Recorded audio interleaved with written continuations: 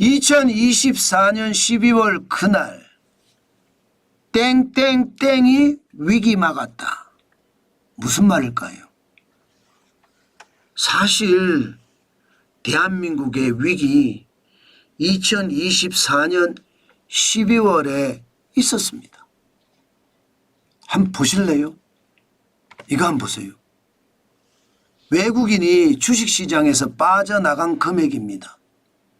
2024년 12월 지금 3조 6,490억 원이 빠져나갔습니다. 이미 말입니다. 8월부터 2조 5천억 원이 빠져나갔고요.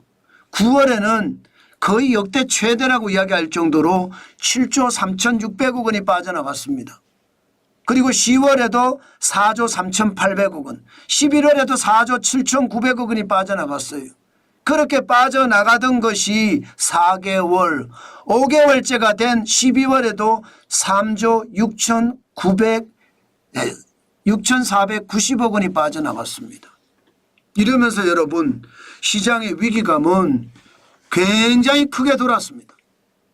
아니 주식시장에서 이렇게 외국인들이 12월까지 22조 610억 원이 빠져나갔으니까 두렵죠.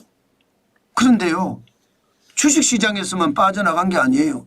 채권시장에서도 12월에만 2조 3,810억 원이 빠져나갔습니다. 일반적으로 채권시장은 안전자산이라고 이야기합니다. 달러나 금처럼 채권은 그 나라가 망하지 않는 한 대부분 채권은 회수를 받을 수 있으니까 안전자산이라고 합니다. 그런데 그 안전자산에서도 2조 3,810억 원이 빠져나갔어요. 12월에만. 그만큼 말입니다. 오랫동안 저성장의 기조를 유지해 온 데다가 경제가 저성장의 늪으로 계속 빠지고 있었습니다. 그 와중에 윤석열 대통령의 비상계엄 사태가 터지면서 탄핵 정국까지 계속 이어졌잖아요. 그러니까 나라는요. 경제가 나쁜 상태에서 정치적 혼란이 왔고요. 정치적 혼란은 사회적 혼란까지 야기시켰습니다. 그러면서 더 큰 위기가 우리 앞에 놓여 있었던 거예요. 외국인들의 대탈출 말입니다. 외국인들이 대탈출을 하게 되면 우리 경제는 박살납니다. 사실 굉장히 위험했고요. 그런데 이 위기를 누가 막았는지 아세요? 비상계엄 선포가 되고 탄핵 정국이 가속화되면서 이 위기를 사실상 여러분 기업인이 막았습니다. 여러분 이거 한번 보세요. 탄핵 가결이 됐을 때가 국민의힘 의원 찬성이 12명이 되면서 204명을 가결을 시키고 반대가 85표였잖아요. 그러면서 탄핵으로 넘어갔습니다. 그러면서 나라는요. 극단적인 혼란에 빠지기 시작을 했어요. 그러면서 외국인들이 빠지고 주식시장에서도 빠지고 채권시장에서도 빠지고 그야말로 난리가 아니었죠. 그 와중에 기업인들은 뭐를 했느냐. 여러분 기업인들 보세요. 12월에 밀어내기 했어요. 밀어내기. 사실 밀어내기예요. 12월 수출액이 104억 3천만 달러입니다. 104억 3천만 달러. 그야말로 지금 달러가 안 들어오면 나라가 망할 수 있으니 어떻게 하든 수출을 해야 되겠다. 기업인들이 상품 수지 이게 국내에서 제품을 만들어서 해외에 수출한 것을 무역수지라고 합니다. 해외 공장에서 직접 현지에서 수출한 것까지 합쳤을 때 이것을 상품수지라고 하거든요. 상품수지를 엄청나게 올린 거예요. 그러면서 말입니다. 그러면서 해외 유보금 있잖아요. 해외 유보금 막 가지고 들어왔어요. 달러가 부족하면 나라가 망할 수 있으니까. 35억 9천만 달러면 여러분 보세요. 2024년 통틀어서 35억 9천만 달러면 굉장히 많이 가지고 왔죠. 최고로 2024년 중에 최고로 많이 가지고 왔습니다. 실제 2024년 1월에 13억 5천만 달러였잖아요. 예, 그리고 7월에 가면 25억 9천만 달러예요. 그런데 12월에 35억 9천만 달러. 굉장히 많이 가지고 왔습니다. 우리가 2022년 대한민국이 위기를 겪고 있을 때 레고란드 사태가 터지면서 나라가 누란 지위에 쌓였을 때 사실 2022년 12월에 44억 9천만 달러 해외 유보금 가지고 들어왔거든요. 기업들이. 그리고 그해 1월에 58억 3천만 달러. 이때 만약에 달러가 안 들어왔으면 그때 2022년에 대한민국은 꼬꾸라졌을 거예요. 그런데 기업들이 가지고 들어와서 살렸습니다.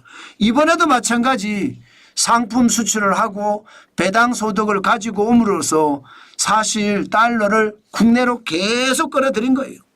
실제로 한번 끌어들인 거 한번 보실래요? 보시면 12월 달에요. 123억 7천만 달러를 끌어들였습니다. 다행이죠. 123억 7천만 달러의 경상수지 달러가 그만큼 들어왔다는 것은요. 외국인들이 볼 때 야 대한민국 괜찮네. 정치는 혼란스럽고 사회도 불안하지만 경제는 잘 돌아가네.